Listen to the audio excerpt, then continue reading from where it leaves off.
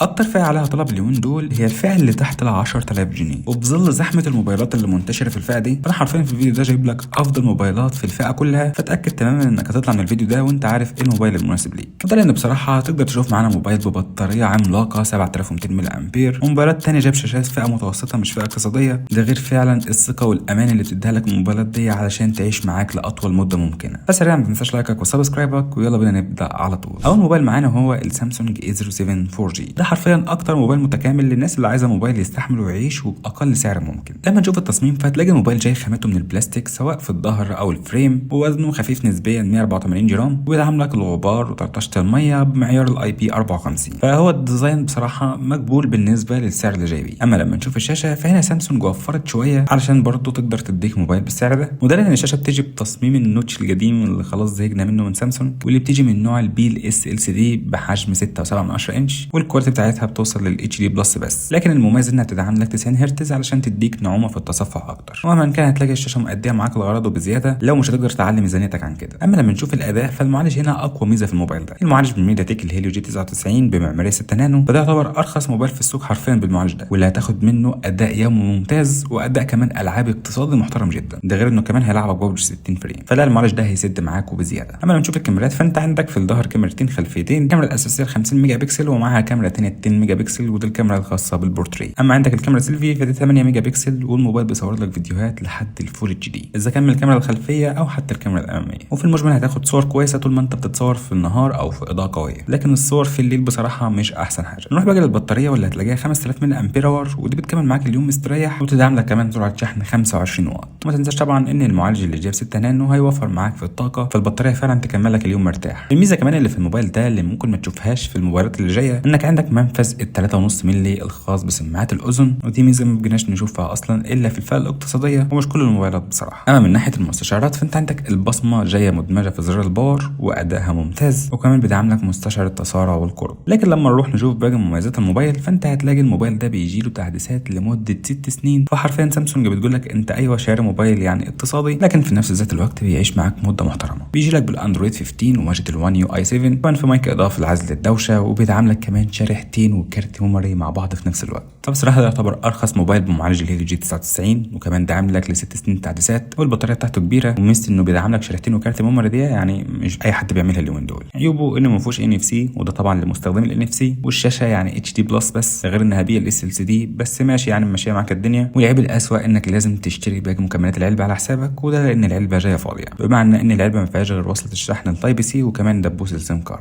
اما من ناحيه الاسعار فانت عندك هنا 4 نسخ من الموبايل ده. نسخه 64 مع 4 رام ودي بسعر 5500 جنيه، والنسخه الثانيه 128 مع 4 رام ودي بسعر 6500 جنيه، والنسخه الثالثه 128 مع 6 رام ودي بسعر 6800 جنيه، والنسخه 256 مع 8 رام ودي بسعر 7700 جنيه. واكتر نسخه رشحها بصراحه وهي النسخه الثالثه 128 مع 6 رام، هتلاقيها مستقره معاك جدا ومش هتواجه فيها مشاكل. فبصراحه كل الامكانيات اللي احنا اتكلمنا عنها دي بالاسعار دي، لا الموبايل قيمه مقابل سعر فعلا. نسيب بقى الاي 07 ونروح لتاني موبايل معانا وهو الانفينكس هوت 60 برو. طبعا انا شرحته في فيديوهات كتير جدا خاصه في الفئه الاقتصاديه، وده بصراحه الموبايل المتكامل في الفئه الاقتصاديه بلا نقاش، وده اللي هنشوفه مع بعض دلوقتي. لما تيجي تشوف التصميم فهتلاقي هنا شياكه انفينكس المعتاده، ظهر جاي من البلاستيك، التخانه بتاعته رهيبه 6.6 مللي، ده غير وزنه اللي بيوصل ل 170 جرام، ومقاوم معاك كمان لطرطشه الميه بمعيار الاي بي 64، وكمان لصدمات يعني لو الموبايل وقع منك من متر ونص كده ما يحصلوش اي حاجه. ده غير انه في زرار مخصص للاي اي تقدر تبرمجه يعني براحتك. فعلا انفينكس صارفه شويه على التصميم والامان في الموبايل ده. اما لما تشوف الشاشه بقى فانت عندك شاشه فلاج شيب حرفيا، يعني الشاشه هنا جايه اموليد فلات تماما 6.7 انش، وجايه بكواليتي ال 1.5 كي، بتوصل معاك لل 144 هرتز، فانت تاخد كواليتي وسلاسه مش هتشوفهم في موبايل تاني في الفئه الاقتصاديه. وكمان مستوى صوتها هنا بيوصل لحد 1600 نتس، ومش بس كده ده الشاشه كمان عليها حمايه من كورنينج جوريلا جلاس 7 اي، فانا بصراحه مش شايف اي تنازل في الشاشه دي نهائي. نروح بقى للاداء، واللي هتلاقي المعالج هنا جاي من الهيليو جي 200 وجايب معماريه 6 نانو، موفر معاك في الطاقه واداء ممتاز طبعا في الاستخدام اليومي، ومقارب جدا برضه للهيليو جي 99 والهيليو جي 100. فمن ناحيه استخدامك اليومي للتصفح السوشيال ميديا والالعاب حتى هتلاقي الدنيا معاك زي الفل، بس ما تضغطش عليه زياده عن اللزوم في الالعاب. هو كده كده يعني بيلعب لك ببجي 60 فريم، بس الفكره انك ما تلعبش على اعلى كواليتي واعلى فريمات علشان الموبايل ما يهيسش منك. ولما نروح للكاميرات فانت عندك كاميرا خلفيه هنا 50 ميجا بكسل، ودي بصراحه بتدي لك صور كويسه اذا كان في النهار او في الليل، طول ما في مصدر اضاءه كويس فهتاخد صوره حلوه. وعندك كمان الكاميرا سيلفي هنا 13 ميجا بكسل، ولو عايز تصور فيديوهات فتقدر تصور فيديوهات هنا لحد ال 2K، فدي كواليتي وبالسعر ده ما يستهانش بيها. ولما نروح لحاجه زي البطاريه البطاريه، فهتلاقي البطاريه هنا 5160 ملي امبير اور، وبتدعم لك كمان سرعه شحن 45 واط، وبيدعم الشحن العكسي بسرعه 10 واط. البطاريه هنا كبيره برضو تمشي معاك اليوم مرتاح، ولو استخدامك خفيف يعني ممكن الموبايل يكمل معاك اليوم ونص. السماعات هنا جايه ستيريو، فهتاخد تجربه صوتيه ممتازه، وعندك كمان منفذ السماعات 3.5 ملي، فعشان كده انا بقول لك لحد دلوقتي ان ده اكتر موبايل متكامل. نيجي بقى نشوف بقى مواصفاته، تلاقي ان البصمه هنا جايه تحت الشاشه وادائها صاروخي، وطبعا في كل المستشعرات اللي انت عايزها زي التسارع والقرب والبوصله والجيروسكوب علشان لو هتلعب العاب. والاهم بصراحه ان الموبايل فيه NFC، وكمان مستشعر الاي ار بلستر علشان تتحكم في الاجهزه الالكترونيه، وبيدعم لك شريحتين وكارت ميموري مع بعض. فهم مش مستغنيين عن ميزه معينه بصراحه. يمكن اسوأ العيوب اللي فيه مثلا انه ما فيهوش مايك لعزل الدوشه، لكن برضه هم معوضينها لك بالاي اي، يقدر الذكاء الاصطناعي انه يعزل لك الدوشه على قد ما يقدر. لا، حته عزل الدوشه دي تعتبر شغاله سوفت وير مش هاردوير. ولما تيجي بقى تشوف السعر، فهتلاقي عندك هنا منه نسخه واحده 256 مع 8 رام، ودي بسعر 9000 جنيه. النسخه دي طبعا ضمان محلي ما عليهاش اي ضرايب.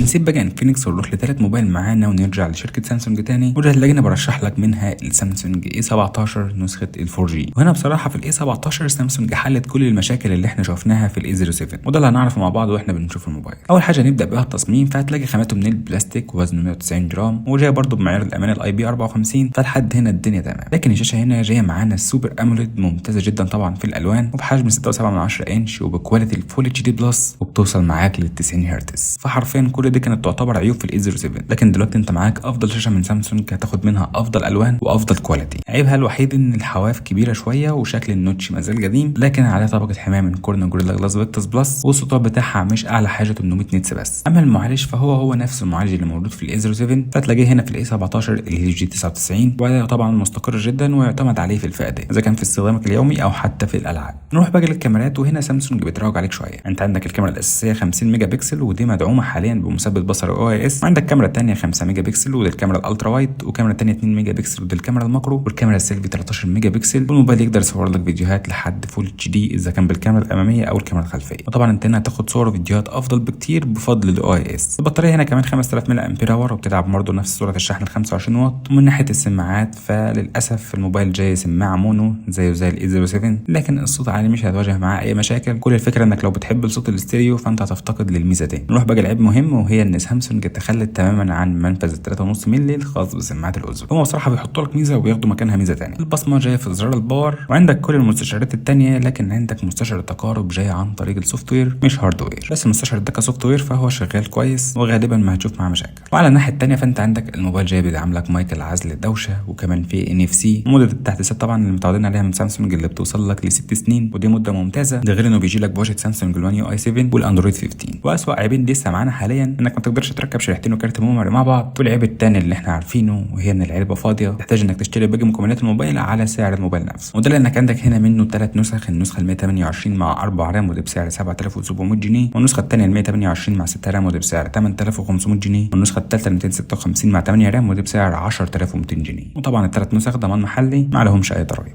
نسيب بقى سامسونج وانفينكس ونروح لشركه ثالثه خالص وهي فيفو. فيفو هنا لسه منزل الموبايل اليومين دول اسمه الفيفو واي 31 دي، وعايزك تركز معايا في مواصفات الموبايل ده لانه في كام ميزه هتبهرك لو انت واحد عايز موبايل ببطاريه تكمل معاك يومين مرتاح. بس اولا خلينا نشوف التصميم. مبدئيا كده الموبايل جايب وزن ثقيل مش خفيف خالص 219 جرام، خامته جايه من البلاستيك، بس الموبايل جاي مقاوم للميه والغبار بشهاده الاي بي 68 و69، فمن الاخر تقدر ترميه في الميه عادي جدا. ده غير انه مقاوم للصدمات بشهاده عسكريه، فما تقلقش عليه لو وقع منك من مسافات عاليه او وقع منك في ميه، فتقدر تاخد الموبايل بعد ما يقع وتكمل يومك عادي جدا. ده غير ان الموبايل فيه لمبه اشعارات RGB وشكلها روش بصراحه في الظهر، وده كان من ناحيه التصميم والامان شويه. اما لما نشوف الشاشه فالشاشه هنا اللي فيها تنازلات شويه، وده لانها جايه لك بالاي بي اس LCD بحجم 6.7 انش، لكن بتوصل معاك لل 120 هرتز، وسطوعها بيوصل ل 1250 نيتس تحت اشعه الشمس. العيب كمان انها بتجي لك بكواليتي الاتش دي بلس بس، فانت بصراحه مش واخد منها افضل كواليتي ومش واخد منها افضل الوان زي ما احنا متعودين من الشاشات الاموليد، فانت بتاخد منها انقى وافضل الوان. لكن الاي بي اس والبي ال اس بصراحه الالوان بتاعتهم مش قد كده. نشوف بقى الاداء، واللي هتلاقي المعالج هنا جاي من السناب دراجون 6 اس جين 2، وده بالمناسبه معالج 4G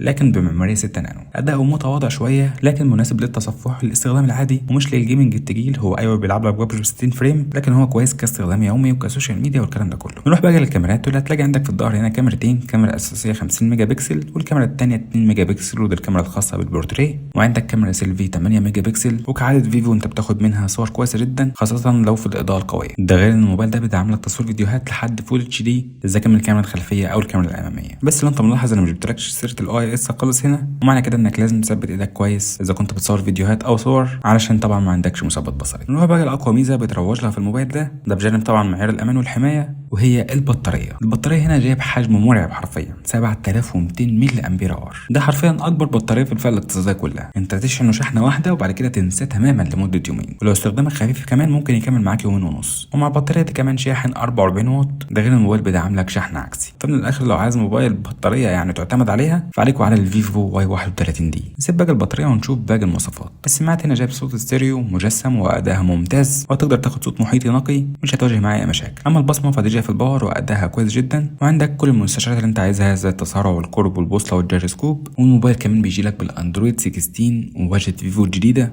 وفي اي ار بلاسر عشان تقدر تتحكم في الاجهزه الالكترونيه، وكمان مايك لعزل الدوشه. فيعتبر العيوب اللي ما عجبتنيش في الموبايل ككل ان وزنه تقيل نسبيا، الشاشه اتش دي بلس بس، والالوان بتاعتها مش انقى حاجه، وحواف الشاشه كمان كبيره، وما عندكش ان اف سي، وكمان ما ينفعش انك تركب كارت ميموري. ولما نروح للاسعار فانت عندك هنا منه 3 نسخ، نسخه 128 مع 6 رام ودي بسعر 9500 جنيه، والنسخه الثانيه 128 مع 8 رام ودي بسعر 10500 جنيه، والنسخه الثالثه 256 مع 8 رام ودي بسعر 11500 جنيه، والثلاث نسخ ضمان محلي ما لهمش اي ضرايب. ودلوقتي بعد ما خلصت لك الاربع موبايلات تعالى اللي بقى على الخلاصه، وركز معايا هنا علشان اقول لك انت تشتري ايه بالظبط. اولا لو انت ميزانيتك مزنوقه حرفيا وعايز موبايل يعيش معاك ب 6 او 7000 جنيه او اقل من كده كمان، بس ما رشحش انك تشتري نسخه برامات اقل، فاقول لك روح لسامسونج اي 07 بدون تفكير. اما لو بتهتم بالشياكه وعايز موبايل حرفيا متكامل وفي كل حاجه انت عايزها فعلى طول هوجهك للانفينكس هوت 60 برو. لكن لو مهتم بكاميرات نوعا ما بمثبت بصري وتصوير فيديو افضل فعلى طول هخليك تروح لسامسونج اي 17 نسخه الفور جي ومش هتندم. اما بقى لو انت واحد شغلك كله بره البيت، الموبايل بيجي منك كتير وما تحبش تشحن الموبايل الا كل فين وفين، وعايز بطاريه عملاقه تستحمل معاك وحمايه طبعا مش هتشوفها في اي موبايل تاني بسعره، فاقول لك روح للفيفو واي 31 دي. ولو انت لسه محتار لحد دلوقتي فانزل في الكومنتات دلوقتي اكتب لي انت ايه ميزانيتك وايه استخدامك وانا هرشح لك افضل موبايل مناسب ليك. واخيرا طبعا ما تنساش تقديرا للمجهود ده كله ما تنساش انك تشترك في القناه وتفعل الجرس وتضغط لايك الفيديو علشان ده بينشر الفيديو اكتر، وعشان ما اطولش عليك اكتر من كده فاشوفك الترشيح الجاي.